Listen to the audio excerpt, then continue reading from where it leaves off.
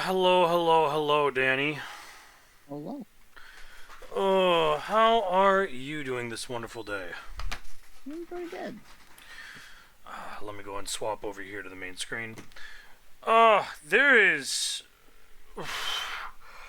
so much to talk about two things that I have. One of them being a recursion from last week. Yeah. Yeah, but we'll get to that in a minute. Let's start off. Anything special happened to you this week? Not much. It's kind of a slow week. I feel that. I definitely feel that. Um, did you celebrate Mother's Day with your mother? Yeah, I made some shrimp fajitas. Ooh, spicy. Hell yeah. I fuck with that. Uh, I celebrated Mama Fox. I celebrated Mother's Day with Mama Fox yesterday. If you're watching this the day this comes out on Saturday this past week, by going to a gin bar. Um, didn't get hammered, but like we definitely had a decent amount to drink, and I got to spend some time with her and preacher and get to just hang out. So that was nice. But yeah.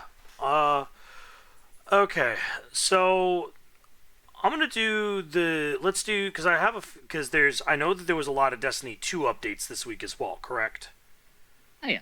Because they showcased, I think, more prismatic stuff, if I'm correct. They gave the list of the exotic perks that will be included in the pool for the class items.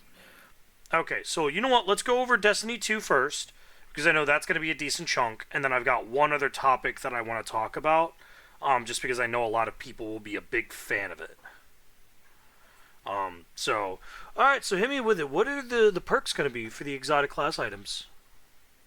So it was one of two things they talked about this week, aside from showing off that and announcing that there's an activity that will be unlocked after the raid's completed that will guarantee a random roll of the exotic class items after finishing it every single time. Which is pretty dope. The list each has two columns, kind of like how weapons have random perk rolls. These are going to have similar structure. The main ones that are shared between all three classes are Spirit of the Assassin, where finishers and powered melee final blows grant invisibility. Spirit of Inmost Light, using an ability empowers the other two abilities, granting them improved regeneration. Spirit of Ophidian, weapons ready very quickly. And in the second column, Spirit of the Star Eater, while your super energy is full, picking up an orb of power overcharges your super, granting it bonus damage. Spirit of the Syntheseps, improve melee damage when you're surrounded. Oh, Lord. And Spirit of Verity, weapon final blows with a damage type matching your grenade, grant a stacking grenade damage bonus. Oh, my God. So, those 6 are shared between all 3 classes. Which I think is wild, because if you can equip the Verity one with Verity's Brow on Warlock, Warlocks are going to have a field day. They did specify after all of these that these class items will only work with Prismatic, which I think is fair. No, 1,000%. That makes a lot of sense. I mean, and also, like, I heard somebody say something. I saw something on Twitter, and it was like, wow, they just gave us better Aeon Soul. Kind of. Yeah, and I'm like, wow, they weren't kidding. They really kind of did. Like, the only thing that we do not know so far is if you can equip another exotic armor piece with these, or if they take that. I believe I thought the whole point was that you could equip it and an exotic armor piece. Because they haven't specified that yet. Because it would be the first time that you However, get to do, if they do it, it would be the first time you ever get to do 2 exotics. Correct? Since D1. Yeah. but these do way more than the class items did in D1. Also, big facts. Like, just for instance, because there are a lot more on here. Bungie has like the whole list, and there's quite a few. But for the hunter, one of the things you can get is Spirit of Galanor, where hits and final blows with your super will return super energy after it ends. And you could pair it with Spirit of Grifalcon, where your void weapons gain volatile rounds after you emerge from being invisible. That's pretty funny. There's some good combos.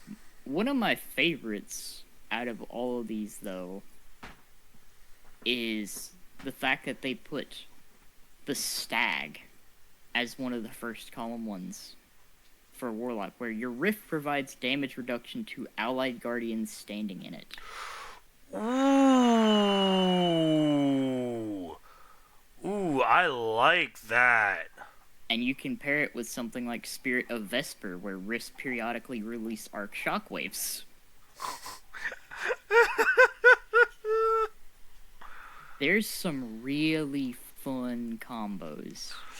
Yeah, I'm very excited. Well, and also I just think like, because the big thing that I'm always thinking about is a lot of the Warlock supers are, I mean, the when you think of all of the Warlock supers, they are all super heavy damage other than Well. And that's because Well gives damage to your whole team, right?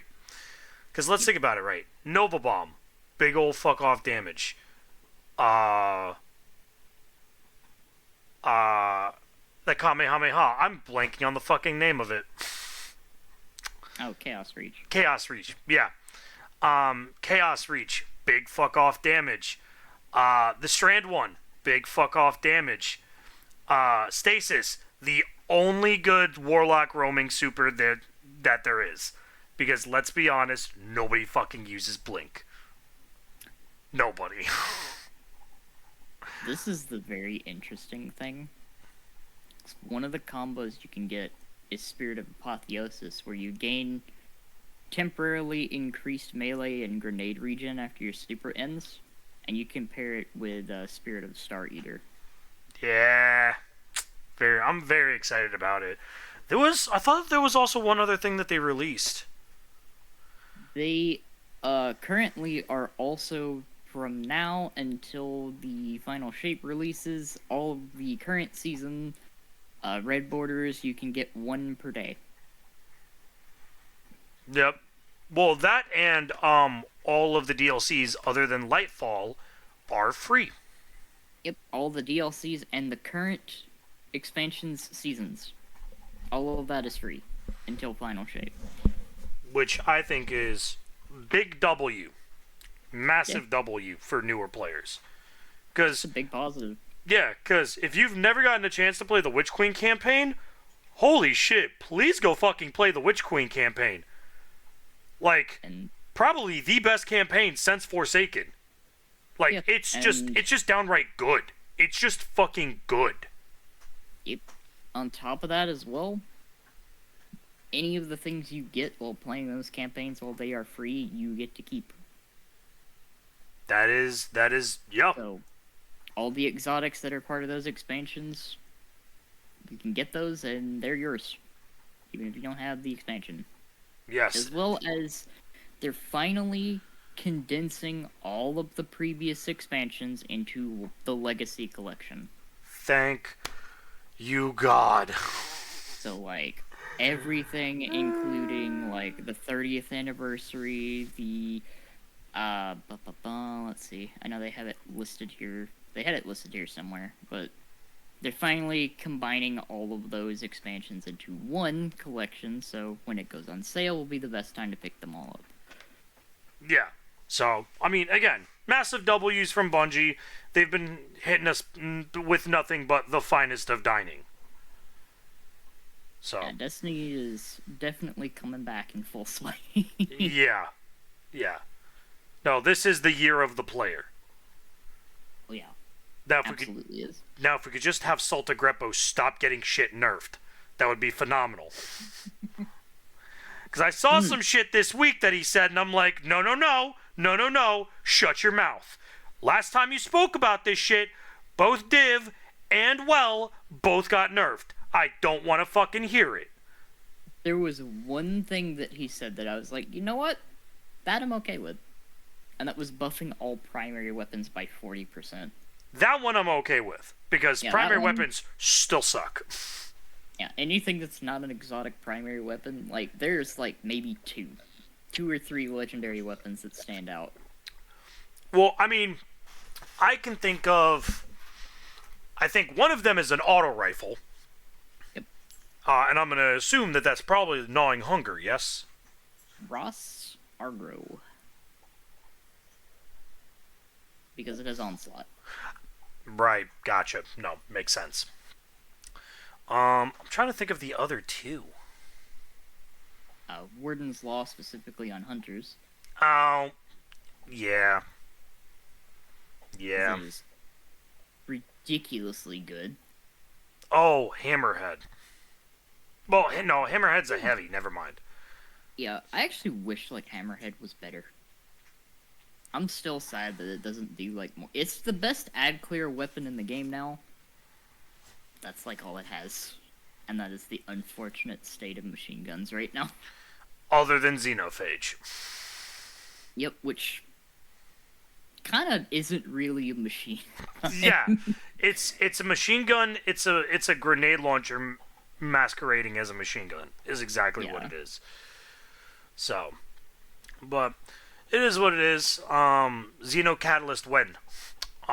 Which maybe.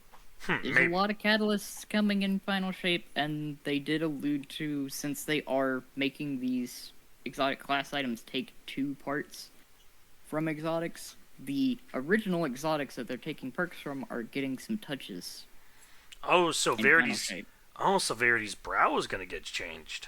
So a lot of things, like, they already teased some of them in the changes, like for the Titan Spirit of the Bear, which is Ursa Furiosa. It's going to allow you to move faster while guarding with the Unbreakable Shield. Damage block with Unbreakable Shield is converted to super energy. So the original's probably going to get more ways to create super energy. That's kind of dope. I'm actually here for that. Yeah, so they're giving you a reason to use the originals over this, because they're going to be more potent, but at the same time, these are going to give you way more versatility. And Prismatic is going to be considerably more versatile. Yeah, and also probably way more busted. Oh yeah, it's probably going to stomp on old content. Oh, 1,000%. Which, in all fairness, we are fighting the biggest, baddest boss that we've been getting teased for how long now? It's like, we deserve the power fantasy, finally. Yeah. I really hope that World's First Raid is done in like 2 hours because of how fucking OP Guardians are. And we're just like, wow, that really didn't fucking take that long. The Witness is kind of a bitch. After seeing what happened with Crota's End, I imagine that they're gonna take this World's First pretty personally as well. Oh, yeah. Crota's was kind of wild. I mean, the last... when was the last, like, really full, clean World's First that we've had? Rooted Nightmares. That was real fast. Okay, no, but it wasn't clean. Because Root of Nightmares, if you remember, had the big fucking bugs. If we're gonna go clean... Oh, no, I'm thinking of... Oh, my bad. No, I'm thinking of Vow of Disciple. Never mind. You think of that. Root was pretty smooth. People did that in, like... I think World's First for Root was, like, 2 hours. Root's also kind of... easy. Yeah, from what I've heard. There's only, like... The planet encounter is the toughest fight in the entire raid. And it's a jumping puzzle. Planets, sort of. It's like... It's... After that... Like, Nezarek's kind of a pushover. Yeah, I mean, people have literally soloed it. Yeah, it's like after it went off contest mode, if you just do it on normal, it's a cakewalk. It's just getting the mechanics down. Once you get the mechanics down, it's a breeze. Yeah, so I think it's easier than Deepstone. Deepstone, Deepstone is relatively easy. Deepstone's just really fucking long. It's got a lot of platforming. Yeah, well, Which- the initial driving, the whole initial like taking the Sparrow through is the most fucking obnoxious part about it. Everything else is a fucking Sparrows cakewalk. allow you to skip it. Yeah, It's just so funny. the amount of people that have figured out how ways to break fucking Deepstone is hysterical to me. Which reminds me, I saw a speed run of this past week's Pantheon. Oh God, who are the bosses this week? It's the same bosses with Oryx at the end. Okay, So what they're doing is Pantheon, they just add another boss at the end. all right. And this week's entire rotation was completed in a little over 12 minutes. This is at plus 10. Bro, that's gotta be mad sweaty. Holy. The hardest part of the whole thing is honestly probably Golgoroth and planets. Those two are probably the hardest encounters in the rotation. After that, everything else just kind of gets melted, specifically with this week's modifier, which I do like it. Each difficulty has a different modifier. Like last week, it was, well, the first one is when you use a class ability, it buffs damage. And if you get a stack of 3, it's plus 20%. This week's do damage with a primary weapon, well, get a few precision hits with a primary weapon, and you gain bonus damage to your special and heavy weapons. Oh my fucking God. So, Oryx gets baked. Oh no, how terrible. Let me just Couple lay hits into with this primary. fuck. Yeah, a couple hits with the primary, Whisper the Worm, just one phase Oryx. Oh my God. It'll be interesting to see. I mean, I can't wait to see the runs for killing the Witness. Because there's the 1 week buffer, right? It's literally the 1 week to get up to power level, isn't it? 3 days. 3 days, yeah. I cannot fucking imagine that. I am excited to see it because I would imagine that there is a high chance that a new team is going to take it, because they're also doing away with the buff stacking. It sounds like at the beginning of the season, or well, episode now. Oh So yeah. when Final Shape comes out, I think a lot of bounties are getting depreciated. So it's going to be real interesting to see how this race shapes up. I'm very curious to see how it goes. I mean, I would like to see a new team take it. I would too. I think we have a good chance of that happening with this raid, because not only we're getting the power bump, we're getting a rework to the whole system, also getting some key exotic armor pieces are getting their kit kind of tweaked a little bit, as well as some exotic weapons are getting some buffs and whatnot. And catalysts are getting reworked, like Necrochasm's catalyst is getting reworked. Colony's catalyst is getting reworked. Thank and God, by the way. Can we few agree other- for that one? Yeah, no, like, those two in particular needed it because they were kind of pointless. I don't even know what Necrochasm is. It's the exotic from Courtesan. That's why. Yeah, little auto rifle. Yeah, so I'm very excited. I really hope a new team takes it, cause yeah, no, it's as cool as it is. I know how pro raid runners do this. It's very much the same way that I view like esports. Um, because I don't know how much you know about the league, like League of Legends, World Championships normally go, but it's normally Korea or China that normally win, and it's been real fucking boring the past 5 years, because it's the same shit the past 5 years. And seeing a raid team win a raid for the fifth time in almost a row. Well, actually, no, hold on. There was a different team that won last year, right? Or last raid? I believe so. Yeah. So, what was Salta Greppo's team? I can't remember. Because they won. Because they won 4 in a row. It was Team Hard in the Paint, I think, that won the last one. Yeah. So we did get it. So, I'm not gonna hear any of it. Narnia. No. House. Narnia. Sorry, she's going absolutely ballistic for some god-known reason. House. Now. Hey. Narnia. That is enough. No, that is enough. Don't make me close the door. Stop. Thank you for letting me know that there are people in the hallway. There are other people that live in this apartment building. Dick. Sorry about that. I just realized.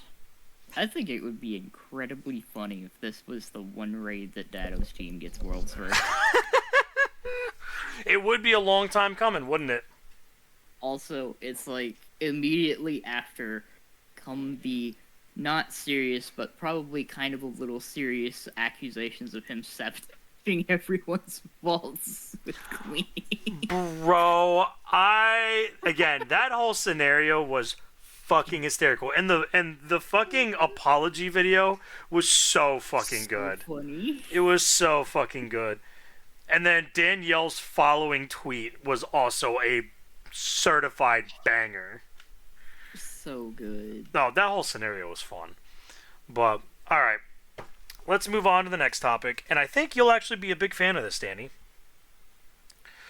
So, Atlas. So Sega Insider teases 2 exciting projects for Atlas fans. One of them being a Persona spin-off game featuring characters from Persona 3, 4, and 5 in a potential Mario Party style format. That is very odd. Very odd, yes. I think that would be super dope because there are some very iconic Persona characters. Like, this also kind of sounds a little bit like, in a sense, depending on how it plays out, it could just literally be them putting a Persona skin on Dokapon Kingdom. Which is also an Atlas game, by the way. Yeah. You know what I would really love to see, though? Is I would love to see a crossover series from Atlas from all of their different games. Specifically, all of the Shin Megami Tensei games. Because... theoretically, they are kind of in the same continuum. yeah, they're like in the same universe, but they're just so fucking whack. SMT is wild. Yeah. Dude, I love SMT. I think SMT is super fun. It's I can't say it's Japanese Pokemon because Pokemon is Japanese. It's How do it's Pokemon, but really dark. Yeah, it's really dark adult Pokemon. Along with that, there's also rumors. There's rumors that suggest a potential PC port for Catherine Full Body. I would very much appreciate that. And along with that, there's going to be other new teasers coming out. Along with that in the future, along with the highly anticipated release of Persona 6. So, I figured that you would like to know about this, but I am very excited because I don't know about you, Danny, but if I see a Persona Mario Party style game, you know damn well you and I are fucking down to play that shit. Like, That's actually like one of the things I was not like expecting from Atlas, but then again, Atlas is a very weird company. Atlas is fucking out there when it comes to game design. Which, you know, honestly though, kind of works for them. They have some, like, the two major series they work on, Persona and Shin Megami Tensei, are pretty fucking unique. Yeah. Like, their two most well-known series are well-known for a reason. Like, they're not bad games. With the exception of maybe, like, one or two. But they're pretty solid. Got a very dedicated following. Yes, very dedicated following. Now, unless you, do you have any small topics to talk about before we get into the big one? Yeah, the Bungie one was probably all that I saw this week, aside from the big one, because that's going to be ongoing for a little while. And there's a lot of factors to it. So let's talk about, what do we mean by the big one? What we mean by that is Sony just downright blocking countries from being able to play Helldivers. And it continues from there because it's also now affecting Ghost of Tsushima. Even though only the online multiplayer, well, co-op multiplayer mode, it's kind of an odd mode, requires PSN. Yeah. Let's fucking talk about this, cause wow, Sony is continuing to dig their grave. Like, they're just making it worse. Like, you solved your problem, Sony. You could have just let Helldivers be, but then you decided to block every single country that that players were able to play Helldivers in.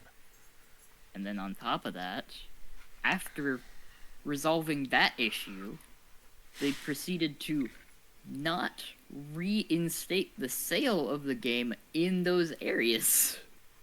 Yeah. And now also remove Ghost of Tsushima from the store in those areas as well. Yeah. Oh. I do not understand what is going through Sony's mind right now. I really don't. Because, I'm gonna be real here, Danny. This is some Nintendo levels of greediness. It's going even further than that. Like, there's no reason for this. Like, the only thing that this shows is that 100% the decision to try and enforce this on Helldivers was just to pump up their, like, account created numbers. Like, artificially inflate their PSN network numbers. Yeah, and then they ban the fucking game. It's just like, they're literally... Like, if they wanted to make a profit, they would have just dropped the whole thing. After the massive backlash. Yeah, and I'm just like, Jesus Christ, it's fucking ridiculous. Oh, and it gets worse than this, because Steam did the exact same thing that they did for Helldivers, and they said, hey, for those of you that bought Ghost of Tsushima that are in these countries and want and actually just bought Ghost of Tsushima, and now you can't play it. Yeah, yep. You are more than welcome to get a refund. Like, we will refund you every day, all day, because Steam is the only fucking competitor that is still based in today's market. And on top of that, like, it has been 100% confirmed now that this decision to block it from sale in these countries is solely on Sony. Like, and I'm just like, why? Like, this is so dumb. Like, for example, I'm seeing here on Twitter, okay, from Steam DB. Helldivers 2 purchase restrictions were updated to add Baltics. Furthermore, Ghost of Tsushima now has the same purchase restrictions. This is including, but not limited to, and I'm about to name a fuck ton of countries: Estonia, Afghanistan, Alan Islands, Albania, Algeria, American Samoa, Angola, Anguilla, Antarctica, Antigua and Barbuda, Armenia, Aruba, Azerbaijan, Bahamas, Bangladesh, Barbados, Belarus, Belize, Benin, Bermuda, Bhutan, Bonaire, Saint Eustatius, Saba. I don't know how to pronounce it. I apologize if I butcher your fucking country name.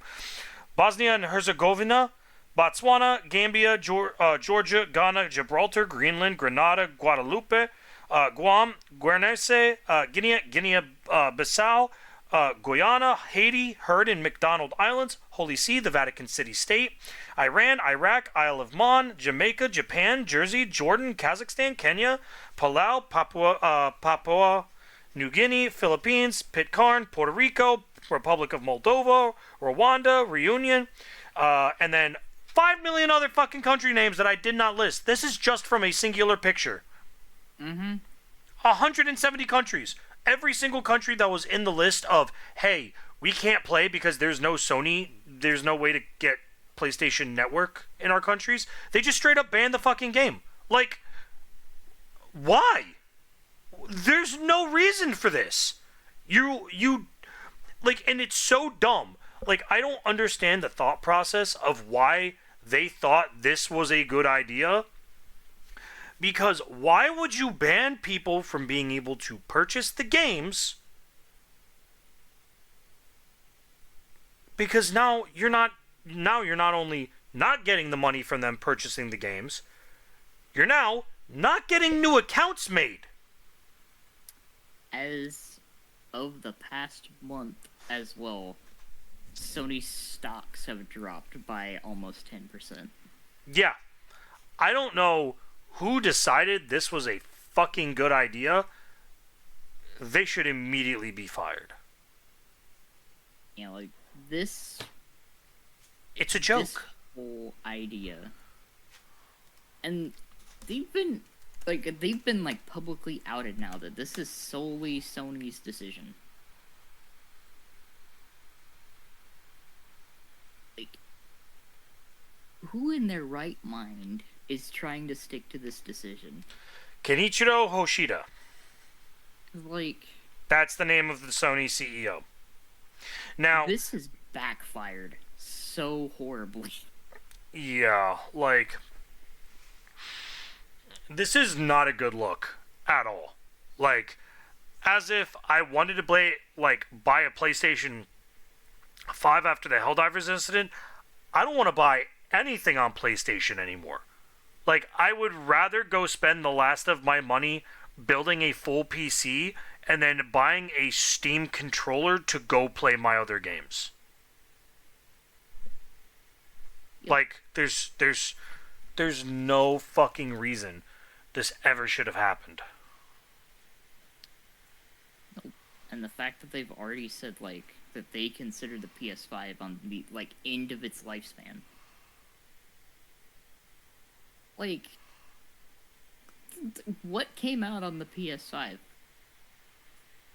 that you couldn't play anywhere else?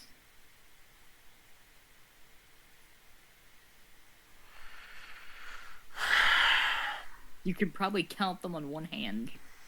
Yeah. No. Exactly.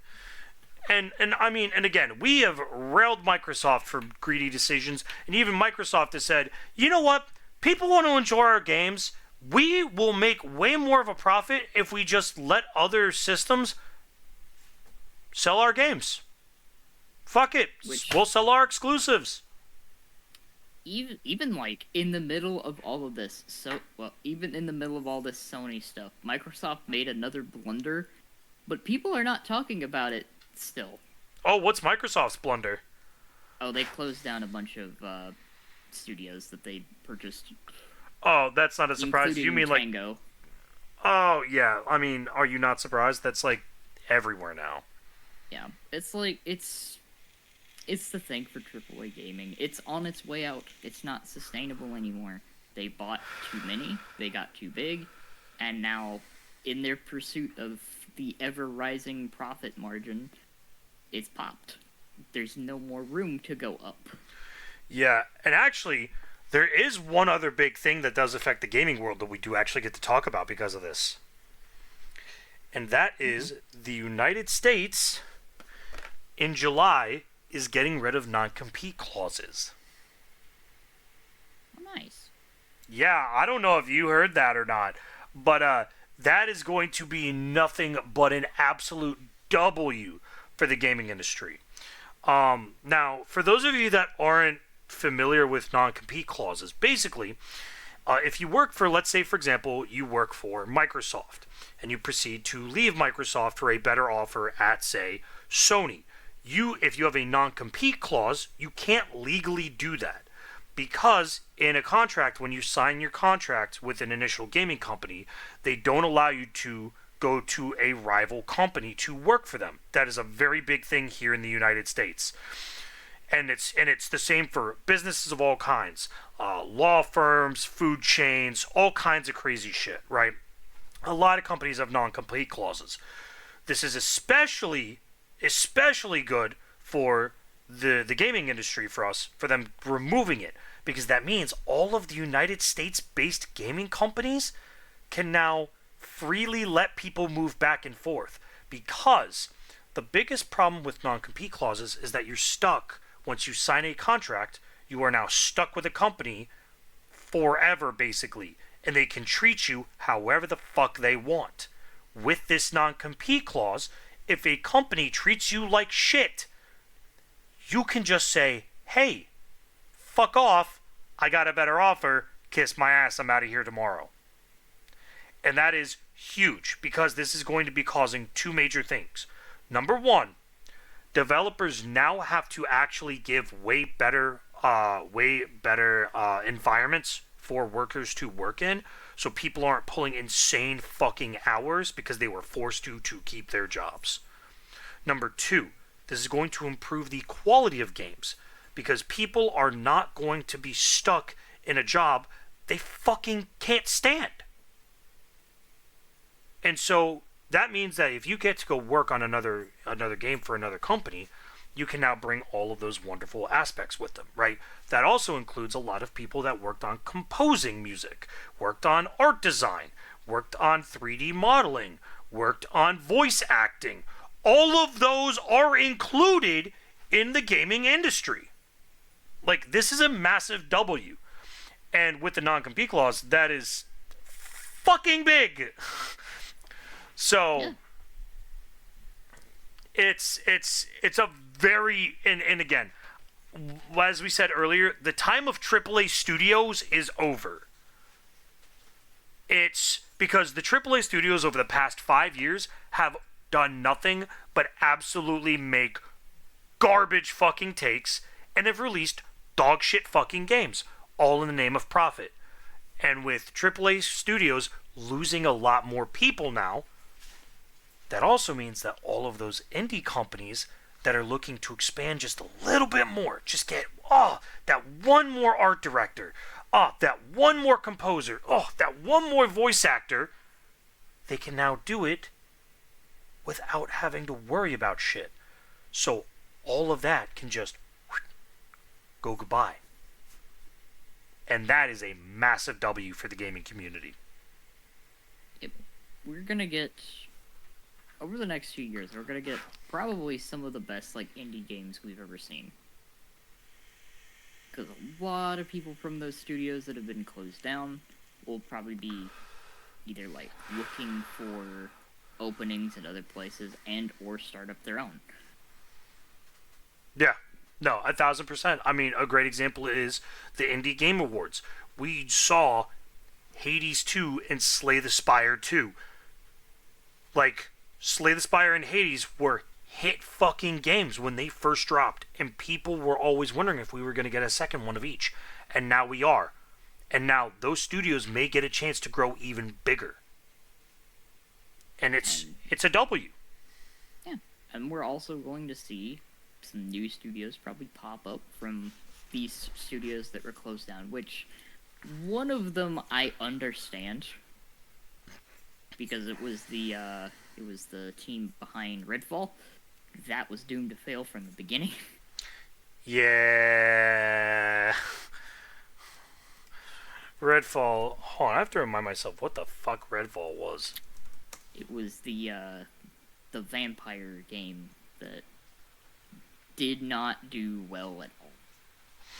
Ah, yes. I see that it is a 5 out of 10 on Steam and a 4 out of 10 on IGN. Yeah, not good. It was published by Bethesda? Yep. Damn! It was done by the... Essentially, I think it was the B team, from one of the B teams from Arcane. For clarity, not Arcane the show from Netflix. Because now Also- we have to say that now. Yeah. Also, not the Arcane that's behind Dishonored. So there were a lot of people that were very confused when Arcane Studios was mentioned being closed down. It's not the studio that made the Dishonored games. That's a different section of Arcane Studios. That is still active. They did not get shut down. That's a very important distinction. The people behind Dishonored are still making games. Yes. So, and it's just, it's crazy to me that the AAA studios have yet to see how they fucked up.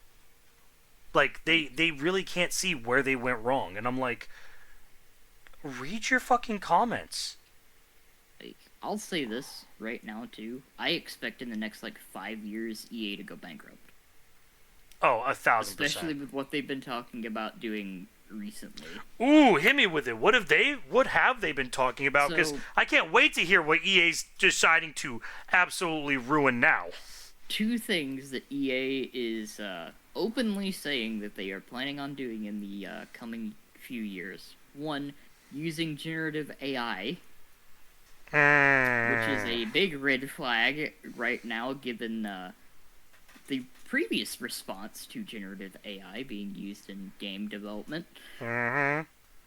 And the other thing, they want to put ads in the games.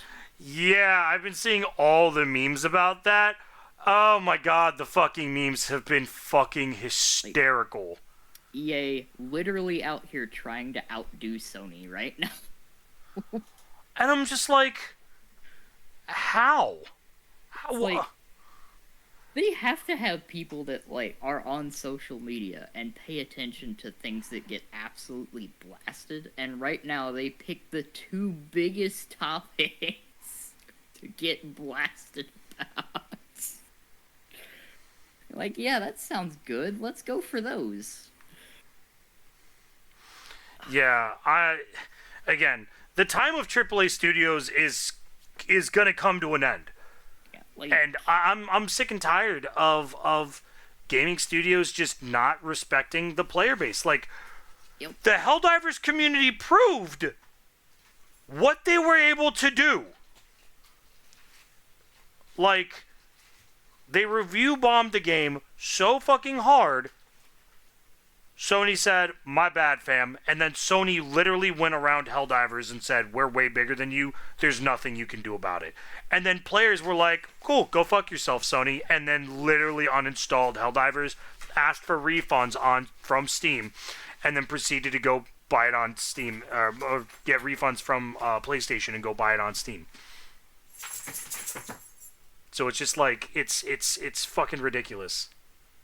And to the people who can't play fucking Helldivers now because Sony banned shit, I'm sorry, man. Like, Sony's just a fucking... BDF. Sony's a scumbag. BDF's coming out in a little bit. Mm-hmm. You can go throw your money at Capcom. Yeah, because Capcom has... Because here's the thing. I don't count Capcom as a AAA studio. I don't. I think EDF's being published by Capcom. I want to double check that. Yeah, double check that real quick. I would be surprised if it wasn't. Because all of the EDF games have been published by Capcom, haven't they? D3. D3. Published by D3. Oh, that's not bad, though. Not Capcom, but Bandai Namco. Oh! Like Okay. a subsidy of Bandai Namco. So, close. Yeah, no, that's fair. But yeah, no, exactly. And it's... What the hell are... Narnia! She is digging in her crate. Why? I don't know. You're ridiculous, dog. Yeah, no. And I would actually go one step further, Danny. Um, Not only EA will go bankrupt, I predict that Sony as a whole will go bankrupt. I will see that Nintendo is going to have a major change in how they produce and release games. Like, Nintendo's is already happening because they listened to feedback from Scarlet and Violet, and they're actually letting the teams behind the Pokemon games have some time to make the games now. Yeah, which, thank God, because I'm sorry, Scarlet and Violet, Sword and Shield, I'm sorry, they're ass tier games. Like, Sword and Shield was real rough. Scarlet and Violet at least had a pretty interesting story. It just took a bit to get into it. The game was what really let it down. It's like, it needed some polish. Yeah. And it's like, and again, like, just let Game Freak do what they need to do. Like, go back to the days of Diamond and Pearl, Pokemon Emerald. Like, just let them create what they want to create. It's really not that hard. It's really not that hard. And for the love of God, Nintendo, stop making new fucking consoles every 2 years. Fuck, man. I will have to say, at least Nintendo's actually had the Switch for longer than the other two have existed. I mean, yes, but also the Wii and the Wii U were kind of ass. The Wii U, they just didn't utilize it. It really did not get, like, Any they love. did not tap into what it could do. Yeah. I mean, here's my thing. Just go back to the days of the GameCube. Like, literally look at what made the GameCube so good and just go with that. It's really not that hard. I would be very interested in an actual, like, just plug-and-play console. Just another one similar to the GameCube. Yeah. Like, because the problem that I had with Nintendo was that they just made too many fucking consoles. Like, they made the GameCube, then they made the Game Boy, and then they made the Game Boy Advance, and then they made the DS, and then they made the DS Lite, and then they made the 3DS, and then they made the Wii, and then they made the Wii U, and they made the Switch, and it's like, fuck, man, stop! The one thing that I can say, though, is, like, at least a lot of their, specifically, like, the handhelds. The For handhelds a are long golden. time, they used the same software, so they could use the same games.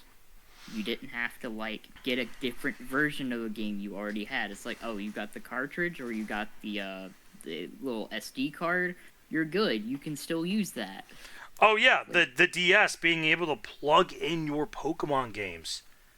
Yeah. Like, plug in your GBA games to transfer everything over. Like, I thought that was the coolest shit. Actual good backwards compatibility stuff. And then they threw it out the fucking window. Yep. And it's like, when will... That's another thing that companies need to learn. Make backwards compatibility, you fucking rats! It's like, it's the one complaint. The only, like, major complaint that I have with Nintendo is that they are the absolute worst when it comes to preserving old games. And it's like, they won't re-release them. Mm-hmm. It's like people would buy these. Like, re-release Pokemon Emerald on the Switch. I would fucking buy that. I would buy that instantly. The Pokemon Stadium games. You can't get those anywhere. The Pokemon Coliseum Gale of Darkness. Oh you my can't God. get those anywhere. You can't play them on anything unless you... And they're so fucking expensive, man! Fuck! Yep. They're like $200! Fuck me, man! Yep, some of them, it's just like, you cannot... There's no access to them outside of their actual hardware unless you use an archive. I'm going to say use an archive. And they have all this shit archived, because like any other good fucking gaming company, they've got shit literally saved. Like, there were some instances, though, where they did not, and they had to redo some stuff.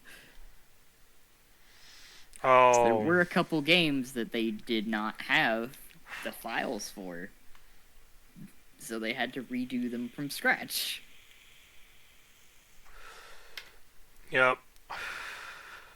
But yeah, no, it's if you take anything away from this podcast that we've had today, AAA companies are dead. Fuck them all. Boycott all of them. Go buy games on Steam. Building a PC is way easier. And Bungie is based. Honestly, as someone that has literally, like last year, built their very first computer, it may look intimidating, but it's not as bad as you think. And there's so Literally many just watch websites. somebody put one together, and you can probably do it. Well, yeah, and there's also so many websites that if you pay for a little bit extra, you can have them literally build it for you. Yeah, they're honestly, for what you get from a lot of those websites, depending on like how they're rated, do pay attention to that, what they're putting in your computer. A lot of them are pretty respectable. They're, they have pretty good reputations, and they'll make sure that you get a good one. And if all else fails, you can always get that little warranty. So Yeah. if something gets damaged during shipping, or something doesn't work, you can get it replaced pretty quickly. Yeah, 1,000%. Like if gaming PCs weren't already taking over, it is definitely the time to get a PC. Like, stop buying Xboxes, stop buying PlayStations. Do yourself a favor and buy yourself a hard PC. Buy yourself a desktop. And here's the best part: even if you're intimidated by using like mouse and keyboard, a lot of games have controller support, and if you've got a USB, you can plug a controller into your computer. You can use that. Steam is very good at allowing you to use a controller. They even have a PlayStation controller compatibility now. Like, you've got options. Oh yeah, no, 1,000%. Like, it is the time of PC. Like, I have talked to Mama Fox, and I'm like, trying to find a job is rough right now, but also to upgrade my streaming career and YouTube career, buying a PC is once I buy a PC, I don't think I will ever buy another console ever again. Honestly, I have no want or need. At the rate that they've been doing with things, there's really not really much of a reason to. Yeah. And here's the thing, guess what? When those gaming companies come out with yet another console in 5 years, guess what? Your PC still gonna be fine. And best part with a lot of PCs is if you put it together with a little bit of future proofing, at most maybe in between 5 to 7 years, you might have to swap a part out here and there. And the part's not that expensive. Like You certain can catch parts them on sale too. Oh yeah, you can always go get upgrades. Like, and that's the best part about a PC is that unlike having to spend $500, $600, $700 on a console, you can spend $100 to $200 every couple of years to be like, you know what? I need a new graphics card. Let me splurge on that this year. Oh, I need a new fan. Let me splurge on that. And you can do so much more with a proper desktop than you can with a console. So much more. Yeah, no, 1,000%. It's you get so much more value out of it. And the best part is, you can customize your experience. Yeah. If I had sponsorship, this is where I would put sponsorship. God, someone please sponsor this podcast. Oh my god. Sponsor me with a fucking desktop. Oh my god.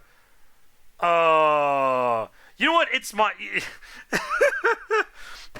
Dude, if a company was like, "You know what? We got you. Let us send you a PC." I would just suck shaft and all. Like, god damn. Honestly, that's reasonable. If a company's willing to send a full PC for it, I mean, that's fair. Yeah, no, 1,000%. Like, it's just, Bro, I'd rather not buy another console. I really don't. I will keep the consoles that I have. I'm not going to be throwing them away. Like, I still love my PlayStation 4. I still love my 360. I still love my OG Xbox. But will I be buying the new Xbox and the new PlayStation when they come out? Fuck no. Yeah, for their prices, Fuck no. no way. Fuck no. What console's supposed to be? They've completely like lost the plot there. Yeah, like, they're insane. They're just unaffordable. They are unaffordable. Like, and here's the fucked up part, Danny, right? 2014,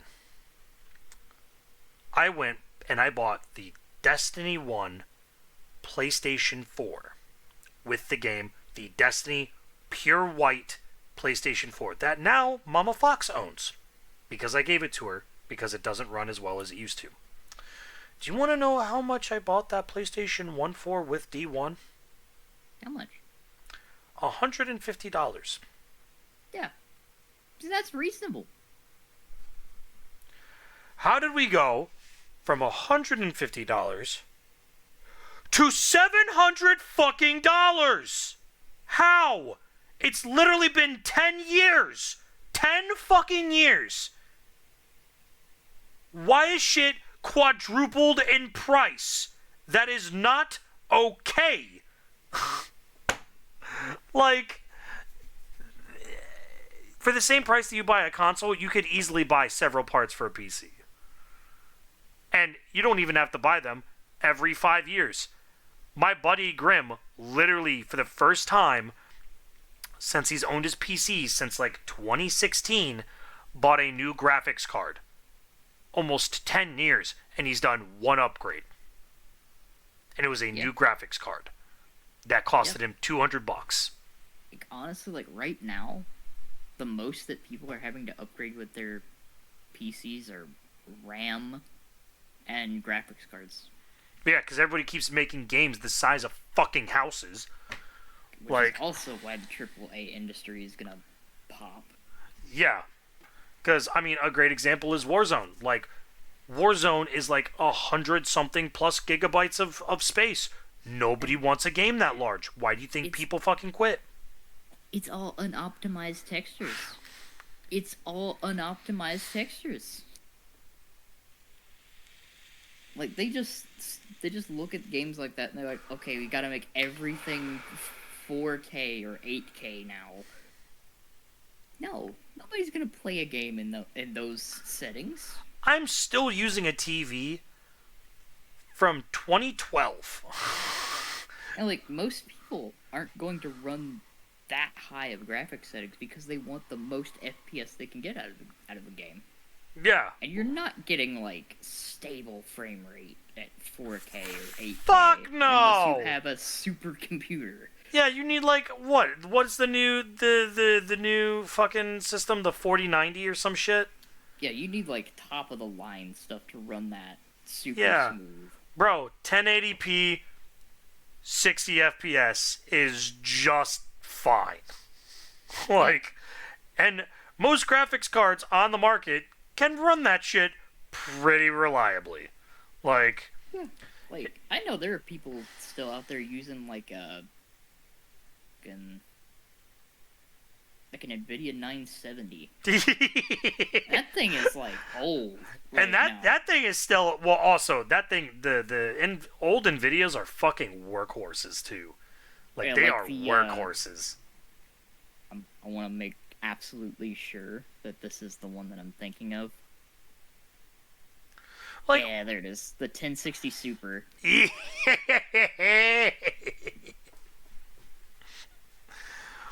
Oh yeah. No, and again, if you take anything away from this entire podcast as you've watched this, go buy yourself a PC. Just pull the trigger, and you don't want, and the best part, you don't have to spend the like $1,500 right away. You can just buy parts over time when you have the cash. Yeah. Hey, let me buy the hard drive here. Hey, let me buy the case here. Let me buy the fans here. And honestly, go ahead. Check like Cyber Monday sales. That's the best time to look around for parts. Because you don't have to get the whole PC in one go. Unless you get an amazing deal.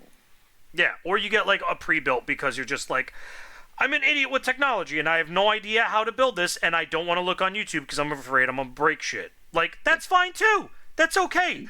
There is a stigma about people buying pre-built BCs. Do not feel threatened by them. No. If you do not have the time to put into building a PC, buying a pre-built PC is perfectly fine. And if you have buddies that can help you change parts out, even better. Yep, that's the best part. Even a pre-built PC, you can upgrade. You can swap parts out if you need to. There's nothing that's going to stop you from swapping parts out of a pre-built. Yeah, exactly. It's just a base. You can do what you want from there. It's a blank canvas. That's all the tower is. It's a blank canvas. Yep, they just give you the parts to start, and then if you see, like, okay, I need more here, like, say, I need more RAM, you can swap it out and get some bigger RAM sticks. Easy. Exactly. Need to upgrade from, like, a hard drive to an SSD. Most, like, motherboards that are out in pre-builts now have spaces for that. You can do that.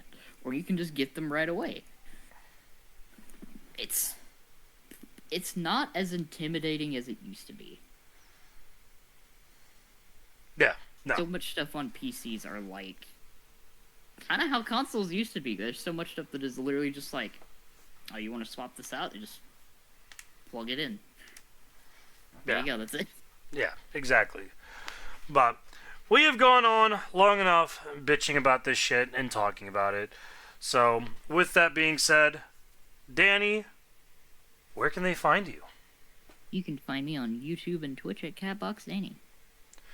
You can also find me on YouTube and Twitch at DominiFox1 or on Twitter at DominiFox1.